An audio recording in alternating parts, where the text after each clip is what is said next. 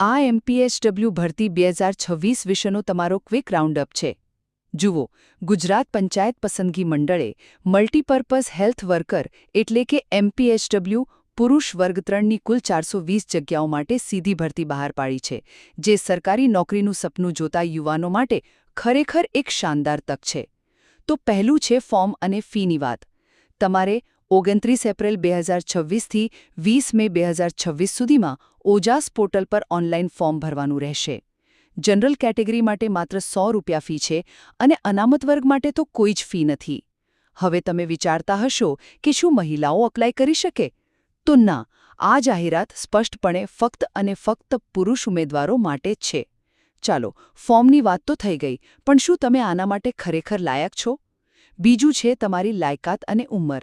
20 મે 2026ના રોજ તમારી ઉંમર 18થી 33 વર્ષની વચ્ચે હોવી જોઈએ, જો કે રિઝર્વ કેટેગરીને નિયમ મુજબ છૂટછાટ મળશે જ. ભણતરની વાત કરીએ તો સરકાર માન્ય સંસ્થામાંથી ઓછામાં ઓછો 1 વર્ષનો એમપીએચડબલ્યુ અથવા સેનેટરી ઇન્સ્પેક્ટરનો કોર્સ કરેલો હોવો એકદમ ફરજિયાત છે. ભાઈ, આ કોઈ સામાન્ય ગ્રેજ્યુએશન બેઝડ નોકરી નથી હો.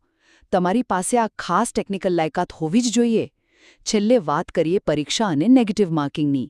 સિલેક્શન માટે 200 માર્ક્સની એમસીક્યુ આધારિત પરીક્ષા લેવાશે. હવે ખાસ ધ્યાન આપજો, અહીં તુક્કા મારવા તમને ભારે પડી શકે છે.